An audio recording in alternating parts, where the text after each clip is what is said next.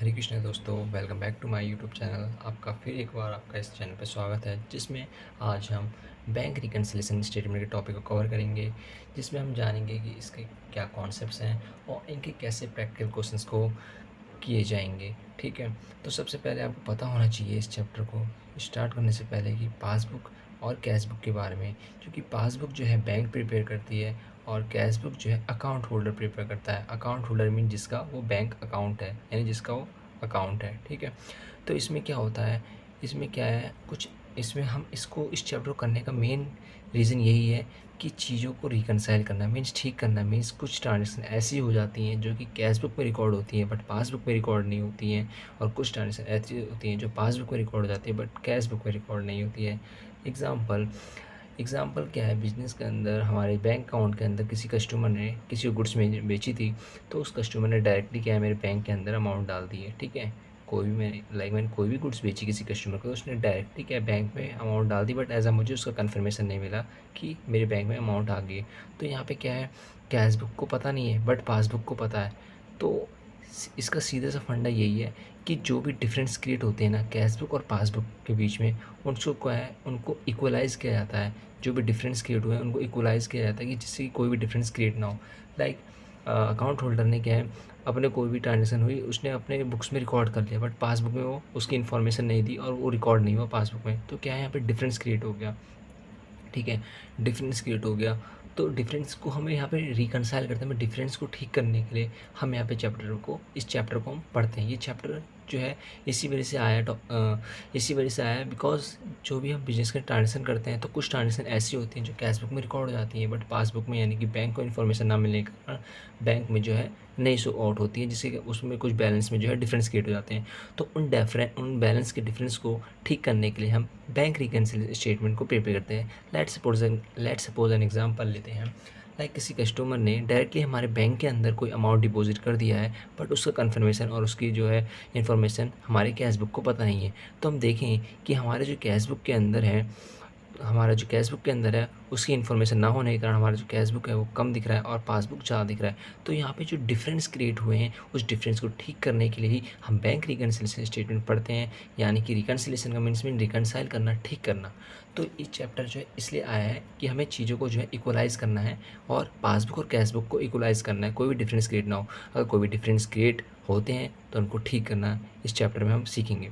ठीक है, तो डिफरेंस क्रिएट हो सकते हैं लाइक टाइम के कारण डिफरेंस क्रिएट हो सकते हैं। क्या टाइम के कारण डिफरेंस हो सकते हैं, लाइक जैसे मैंने बताया कि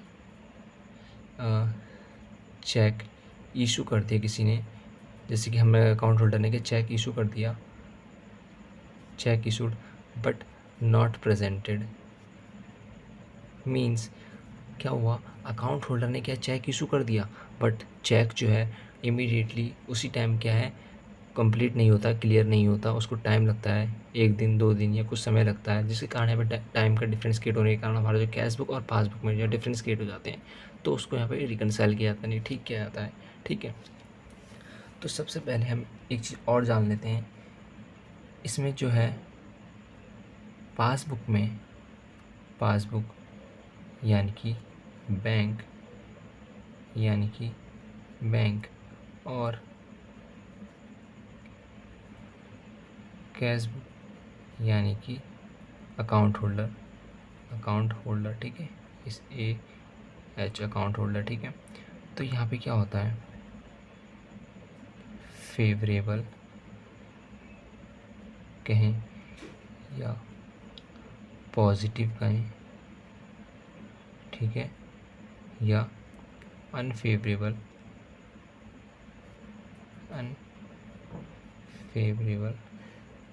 या ओवरड्राफ्ट या नेगेटिव कहें। ठीक है, नेगेटिव बैलेंस कहें। तो पॉजिटिव अगर हमारे बैंक के अंदर क्रेडिट बैलेंस शो हो रहा है यानी कि वो पॉजिटिव अमाउंट है, यानी कि फेवरेबल अमाउंट है, और अगर डेबिट बैलेंस शो हो रहा है यानी कि वो अनफेवरेबल है, ओवरड्राफ्ट है और नेगेटिव है।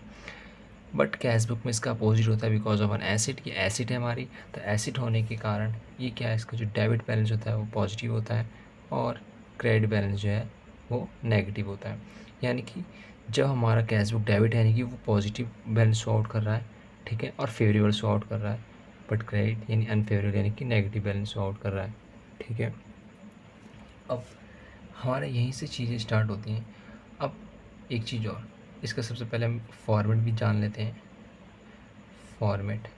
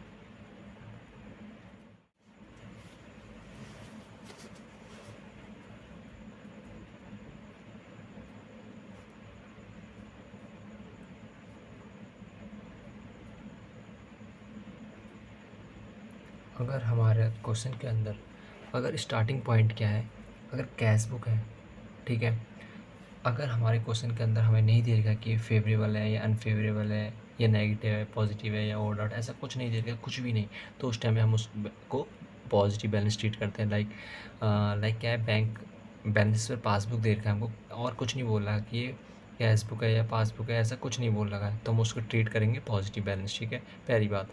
दूसरी बात ये है, अगर जब भी स्टार्टिंग पॉइंट क्या है, balance as per cash book है, ठीक है, अगर वो फेवरेबल है, मीन्स अगर कुछ नहीं बोला तो हम फेवरेबल ही मानेंगे, यानी पॉजिटिव मानेंगे, ठीक है, फेवरेबल, ठीक है। और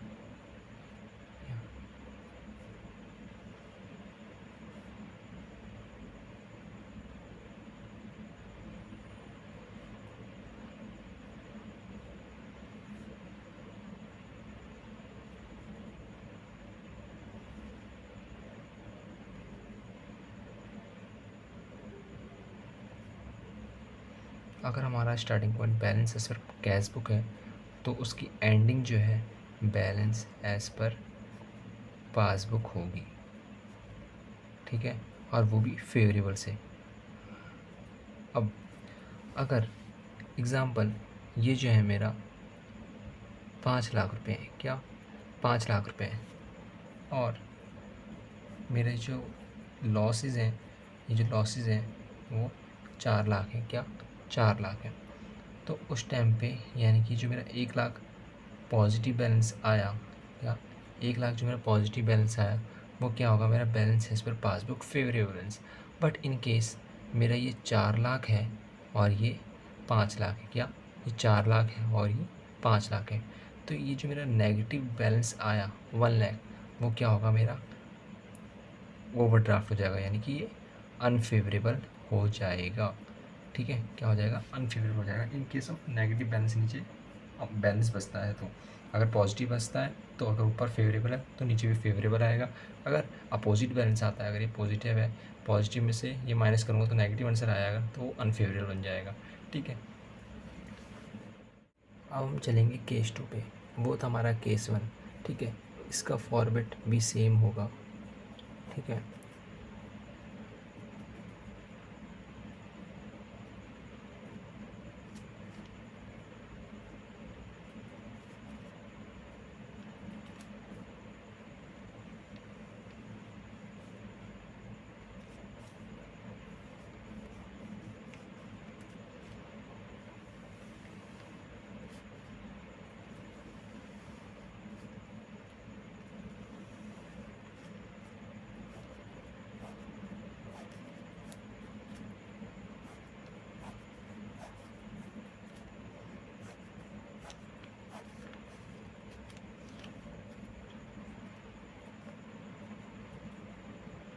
अगर हमारा क्वेश्चन का स्टार्टिंग पॉइंट है बैलेंस एज पर पासबुक, अगर कुछ नहीं दे रखा है तो क्या मानेंगे, फेवरेबल। अगर स्पेसिफिकली मेंशन है कि ये ओवरड्राफ्ट है तो वो ओवरड्राफ्ट लिखेंगे, ठीक है। अब हमने फेवरेबल केस देखा, ठीक है।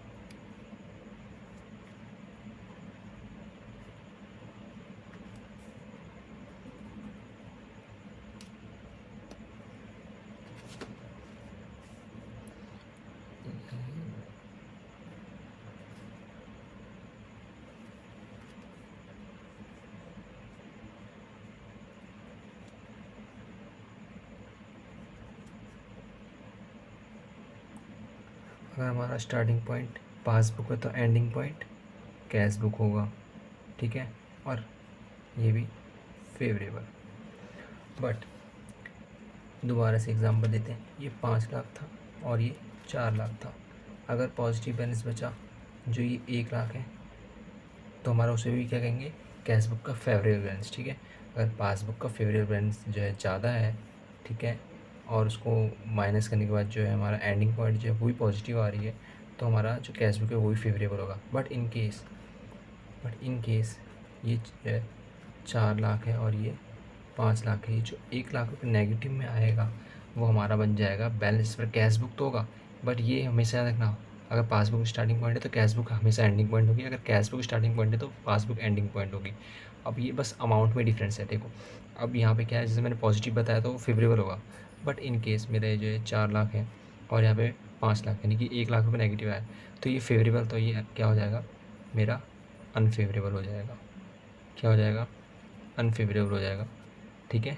किस केस में, अगर मेरा ये जो है पासबुक मेरी स्टार्टिंग पॉइंट है 4 लाख रुपीज़ और एंडिंग पॉइंट क्या है 5 लाख रुपीज़, यानी 4 में से 5 लाख माइनस करा, यानी कि नेगेटिव बैलेंस आया हमारा 1 लाख, जो नेगेटिव बैलेंस आया यानी कि unfavourable.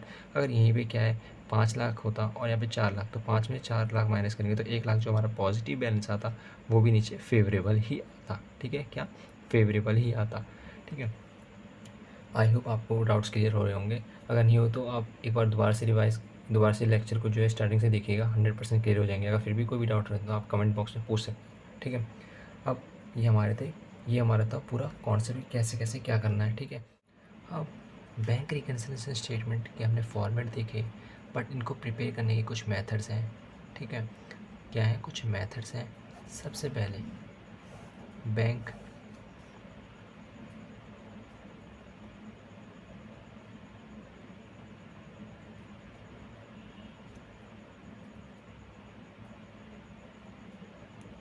Reconciliation statement without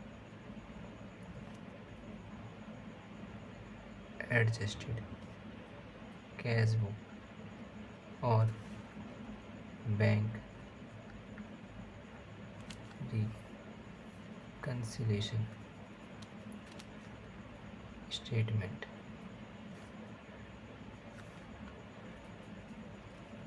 with adjusted cash book, ठीक है। तो bank reconciliation statement without adjusted cash book में क्या होता है, इसमें सिर्फ स्टेटमेंट बनता है, एक स्टेटमेंट बनता है बस। वो कौन सा, ये जो फॉर्मेट मैंने आपको दिखाया सिर्फ ये बनेगा। क्या, सिर्फ ये बनेगा in case of without adjusted cash book में। अगर in case bank reconciliation statement with adjusted cash book जब बोले, यानी कि एडजस्टेड कैश बुक बोलेगा, तो उस केस में क्या करना है, उस केस में हमारा दो अकाउंट्स बनते हैं, दो बुक्स बनेंगी। एक होता है कैश बुक बनेगी और दूसरी बैंक रिकन्सिलिएशन स्टेटमेंट बनेगा। ये क्या है, बैंक रिकन्सिलिएशन स्टेटमेंट, ये स्टेटमेंट के थ्रू सॉल्व करेगा। पहले कैश बुक भी बनेगा और दूसरा ये वाला स्टेटमेंट भी बनेगा, ठीक है।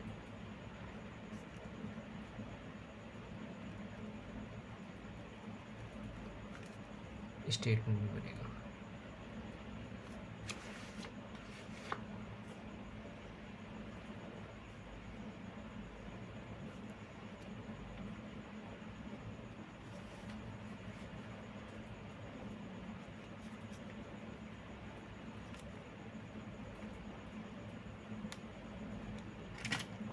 जो भी यहाँ पे ईयर दे रखा होगा, ठीक है, वो सबसे पहले ऊपर हेडिंग में लिखेंगे bank reconciliation statement as on 31 March, year जो भी दे रखा होगा, ईयर एंडेड, जो भी फाइनल से ईयर फॉलो किया गया होगा क्वेश्चन में, उसके अकॉर्डिंग और वो लिख देंगे बस। फिर उसके बाद ये फॉर्मेट हमारा तैयार होगा। ये हमारा बैंक रिकन्सिलिएशन स्टेटमेंट है, ठीक है। तो वही है, अगर मेरा विदाउट एडजस्टेड कैश बुक है तो सिर्फ एक स्टेटमेंट बन जाएगा जो कि ये वाला बनेगा। अगर bank reconciliation statement with adjusted cash book बोलेगा तो पहले कैश बुक बनेगा, फिर बैंक रिकन्सिलिएशन स्टेटमेंट बनेगा, ठीक है। कैश बुक कैसी, आपको मैंने बैंक रिकन्सिलिएशन स्टेटमेंट ये तो बता दिया। अब क्या है, कैश बुक पे चलते हैं। कैश बुक सिंपल है, कुछ नहीं इसमें। कैश बुक वही सब्सिडरी बुक वाला है हमारा, बिल्कुल ठीक है। क्या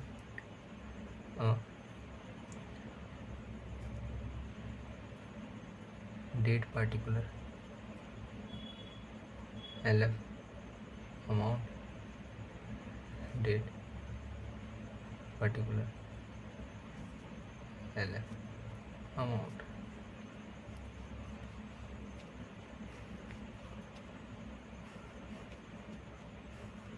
ये मैंने आपको बताया।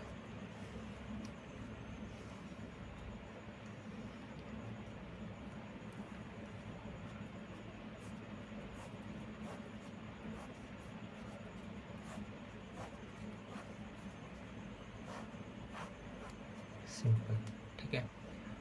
ये हमारा है कैश बुक, ठीक है। इसका फॉर्मेट जो भी हमारी ये आता है रिसिप्ट साइड, और ये जो भी हमारा होगा क्या होगा, हमारा ये होगा पेमेंट साइड में आपको, ठीक है। क्या होगा, जितनी भी रिसिप्ट होगी वो इस साइड आएंगी और जितनी भी पेमेंट्स होंगी वो इस साइड आएंगी, ठीक है। जो भी रिसीट्स इस साइड डेबिट साइड आएंगी, जो भी रिसिप्ट होंगी क्रेडिट साइड जो भी पेमेंट होंगी, ठीक है, कैश बुक के अंदर। और बैंक रिकन्सिलिएशन स्टेटमेंट जैसे कि आपको दिखाया, ये स्टेटमेंट ये बनाना है, ठीक है। ये अब इसके कुछ स्टेप्स हैं कि इसको करेंगे कैसे, ठीक है। Steps to be follow, steps. सबसे पहले एग्जांपल, स्टार्टिंग पॉइंट क्या है हमारी, स्टार्टिंग पॉइंट जो है हमारी क्या है, स्टार्टिंग पॉइंट हमारी कैश बुक। क्या है स्टार्टिंग पॉइंट, स्टार्टिंग पॉइंट है हमारी कैश बुक। क्या है स्टार्टिंग पॉइंट हमारी कैश बुक, क्या है कैश बुक। और मुझे एज अ क्वेश्चन के अंदर कोई चीज़ ऐसी मेंशन नहीं कि ओवरड्राफ्ट है, फेवरेबल है, अनफेवरेबल है, कुछ भी नहीं देखा और कैश बुक दे रखा है सिर्फ, तो मैं उसको क्या मानूंगा, पॉजिटिव बैलेंस, ठीक है। तो जब मेरी स्टार्टिंग पॉइंट क्या है, स्टार्टिंग पॉइंट अगर मेरी कैश बुक है और कुछ नहीं दिया तो हम पॉजिटिव मानेंगे। और पॉजिटिव मानेंगे तो अगर कोई भी डिफरेंस क्रिएट होते हैं तो मैं सिर्फ कैश बुक को ही ऊपर नीचे करूँगा, ना कि पासबुक को। ये आप प्लीज़ मैं दिमाग में रखिएगा जब भी आप क्वेश्चन को अटैम्प्ट करें, यानी जब भी करें तो ये हमेशा याद रखना है। जिस चीज़ से जो भी चीज़ हमारी स्टार्टिंग पॉइंट है, अगर मैं कैश बुक से स्टार्ट करूँ तो कैश बुक को हिलाऊंगा, यानी अप डाउन जो है इक्वलाइज़ करने के लिए कैश बुक को करूँगा। अगर पासबुक को, अगर मेरी स्टार्टिंग पॉइंट पासबुक है तो पासबुक को मैं अप या डाउन करूँगा, ठीक है, ठीक है। एग्ज़ाम्पल, एग्ज़ाम्पल क्या है, एग्ज़ाम्पल क्या मैं लेता हूँ, डायरेक्टली डिपॉजिट बाय कस्टमर, क्या directly deposit by customer in bank, क्या directly deposit by customer in bank में डाल दिए, ठीक है। अब यहाँ पे क्या है, अब कोई भी, अब एग्ज़ाम्पल देखो, अब क्या है, कस्टमर ने डायरेक्टली डिपॉजिट कर दिया बैंक के अंदर, ठीक है, क्या डायरेक्टली डिपॉजिट कर दिया बैंक के, जिसके कारण क्या है, बैंक तो बढ़ गया but as a cash book के अंदर इन्फॉर्मेशन नहीं गई, ठीक है। अब एग्जांपल आप हो, आप क्या अकाउंट होल्डर, ठीक है, और आपका बैंक है। आपके बैंक में किसी कस्टमर ने, आपका बिजनेस है, आपके बिजनेस में किसी कस्टमर ने आपके बैंक में अमाउंट डाल दी, ठीक है, डायरेक्टली आपको पता ही नहीं चल पाया, तो डिफरेंस क्रिएट हुआ, क्या डिफरेंस क्रिएट हुआ, यानी कि पासबुक बढ़ गई, यानी कि बैंक बढ़ गया, ठीक है, क्या बढ़ गया, बैंक बढ़ गया, बट कैश बुक तो हमारी नीचे ही है ना, कैश बुक तो नीचे ही है, ठीक है। तो मैं कैश बुक को क्या कर दूंगा, प्लस कर दूंगा, क्या कर दूंगा, प्लस। तो मैंने क्या बताया, कैश बुक को लाना है, क्योंकि मेरा स्टार्टिंग पॉइंट मैं यहाँ पे क्या है, कैश बुक लेके चल रहा हूँ, ठीक है। क्या स्टार्टिंग पॉइंट अगर मेरा कैश बुक है और मेरा बैंक सडनली बैंक ऊपर जा रहा है तो मैं इसको भी ऊपर लेके जाऊँगा। अगर मेरा बैंक नीचे जा रहा है तो मैं कैश बुक को भी नीचे जाऊँगा, बट मैं पासबुक को नहीं छेड़ूँगा। किसको छेड़ूँगा, कैश बुक को ही छेड़ूँगा, ठीक है। एग्ज़ाम्पल, स्टार्टिंग पॉइंट मेरी क्या है, स्टार्टिंग पॉइंट क्या है मेरी, कैश बुक, सॉरी पासबुक है इस बार, ठीक है, क्या है, पासबुक है मेरी इस बार स्टार्टिंग पॉइंट। अब directly deposit by customer, customer ने डायरेक्टली डिपॉजिट कर दिया है, ठीक है, यानी कि बैंक बढ़ गया, ठीक है। और कैश जो है नीचे के नीचे है। तो मैं क्या करूँगा इक्वलाइज़ करने के लिए, मैं पासबुक को नीचे कर दूँगा जिससे कि वो भी इसकी इक्वल आ जाए। ठीक है, किसको? पासबुक को, कैश बुक को नहीं हिलाऊंगा। किसको हिलाऊंगा? सिर्फ पासबुक को, क्योंकि क्या है कस्टमर ने डायरेक्टली बैंक में डाला तो मेरा क्या है बैंक बढ़ गया। अब हम इन केस लेते हैं, हमने इसमें क्या लिए, ये हमने फेवरेबल वाले लिए। क्या? फेवरेबल वाले। क्यों? क्योंकि मैंने बताया, क्या बताया मैंने ये बताया कि हमें क्वेश्चन के अंदर कुछ भी नहीं दे रखा है, सिर्फ बोला पासबुक का स्टार्टिंग पॉइंट ये है और कैश बुक का स्टार्टिंग पॉइंट ये है। ठीक है, कुछ नहीं दिया तो हम उसको क्या मानते हैं? उसको हम मानते हैं फेवरेबल बैलेंस। क्या मानते हैं उसे हम मानते हैं फेवरेबल बैलेंस। क्या? फेवरेबल बैलेंस मानते हैं उसको। ठीक है, फेवरेबल बैलेंस मानते हैं, फेवरेबल। अब इन केस मुझे स्पेसिफिकली मैंशनड है क्या, कि स्टार्टिंग पॉइंट जो है कैश बुक की क्या है, अनफेवरेबल है। क्या? अनफेवरेबल है, या बोल देगा डेबिट है। सॉरी, क्या है? अनफेवरेबल नहीं, क्रेडिट है, क्योंकि कैश बुक के अंदर अनफेवरेबल यानी क्रेडिट। ठीक है,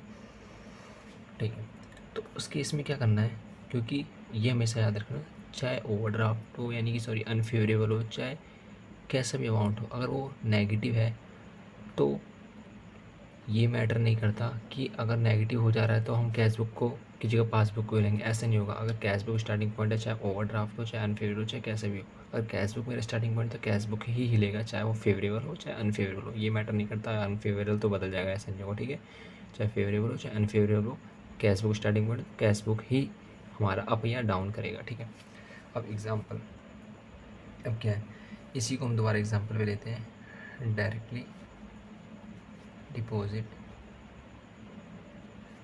बाय कस्टमर इन बैंक। ठीक है, क्या? डायरेक्टली डिपॉजिट कर दिया गया है कस्टमर के द्वारा बैंक के अंदर।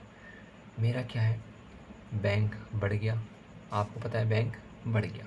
ठीक है, अब क्या है, डिफरेंस क्रिएट हो रहे हैं। एग्जाम्पल, ये दोनों क्या है, इक्वल थे। ठीक है, इक्वल थे।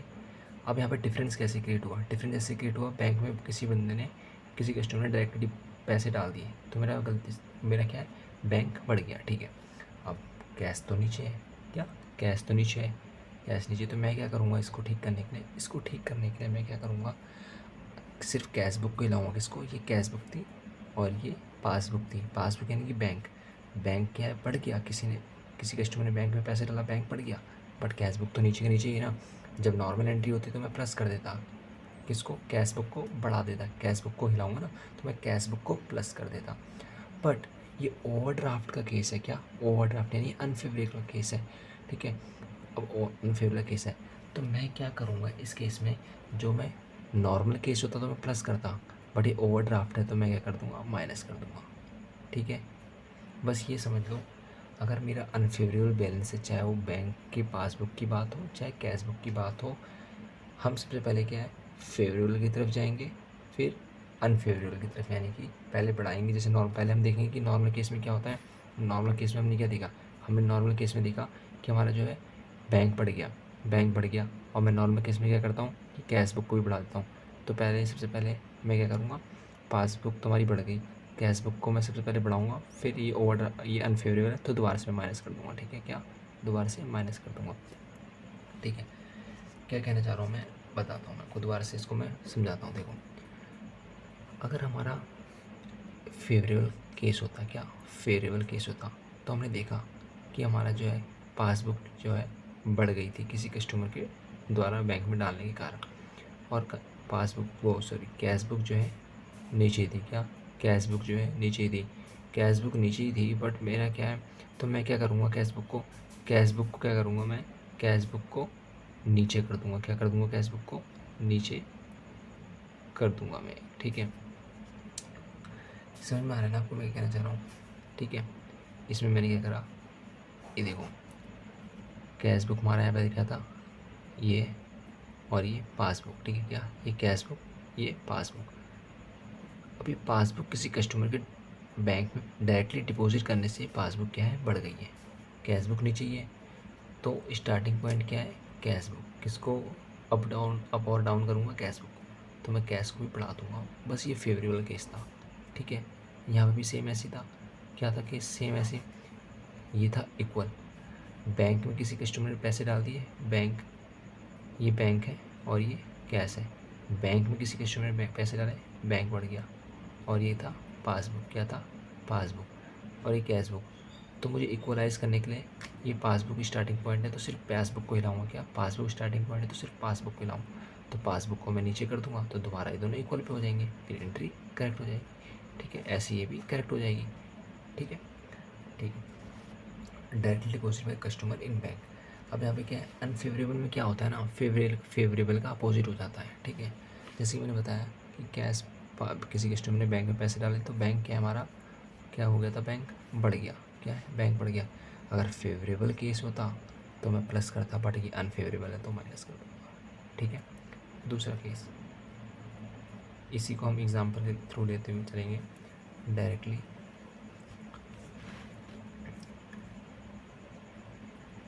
Directly deposit by customer in bank. ठीक है, डायरेक्टली डिपॉजिट किया गया कस्टमर के द्वारा किस बैंक में। अब स्टार्टिंग पॉइंट क्या है, सॉरी, इसमें स्टार्टिंग पॉइंट क्या लेंगे हम, स्टार्टिंग पॉइंट है हमारी पासबुक यानी कि बैंक। ठीक है, स्टार्टिंग पॉइंट मेरी पासबुक, और अनफेवरेबल बोले या ओवरड्राफ्ट या डेबिट बैलेंस बोले या ओवरड्राफ्ट बोल सकता है, क्वेश्चन इन तीनों में से अलावा इन तीनों में के अंदर ही आपको देगा, तो उस केस में क्या करना है। ठीक है, और एडजस्टमेंट क्या है, किसी कस्टमर ने डायरेक्टली डिपॉजिट कर दिया है बैंक के अंदर। ठीक है, बैंक के अंदर डायरेक्टली डिपॉजिट कर दिया है तो बैंक क्या है, बढ़ गया था हमारा। ठीक है, और कैश बुक नीचे था। ठीक है, कैश बुक नीचे था, तो इसको कैसे करेंगे, ये था और ये था, तो हम क्या करेंगे, अगर नॉर्मल केस होता तो मैं क्या करता, ये गलती, ये क्या है, बढ़ गया था, तो नॉर्मल केस होता यानी फेवरेबल तो मैं माइनस करता, क्या, जैसे मैंने आया ना, नॉर्मल केस होता तो मैं माइनस करता, बट ये क्या है, अनफेवरेबल है तो प्लस कर दूँगा। ठीक है, मीन्स फेवरेबल का अपोजिट हो जाता है। ठीक है, एक बार दोबारा समझते हैं इसको दोबारा से। ठीक है, देखो, ये था इक्वल। ठीक है, क्या हुआ, किसी कस्टमर ने बैंक में पैसे डाल दिए डायरेक्टली, जिसके कारण कैश बुक को इन्फॉर्मेशन नहीं पता चली, बट बैंक में बढ़ गया, बैंक बढ़ गया, कैश बुक नहीं चाहिए। ठीक है, अब मैं सिर्फ किसको हिलाऊंगा, पासबुक को हिलाऊंगा, यानी कि बैंक को हिलाऊंगा, क्योंकि स्टार्टिंग पॉइंट क्या है मेरा, पासबुक है, स्टार्टिंग पॉइंट क्या है, पासबुक। ठीक है, तो अब मैं क्या करूँगा, अगर मेरा नॉर्मल केस होता यानी फेवरेबल केस होता, कौन सा, ये वाला, तो मैं माइनस करता सिर्फ, बट ये है ओवरड्राफ्ट तो मैं प्लस कर दूंगा, किसको, पासबुक को। ठीक है, पासबुक को याद रखना, क्योंकि स्टार्टिंग पॉइंट है पासबुक, तो पासबुक को ही अप और डाउन करूँगा। ठीक है, अब आगे हम इसे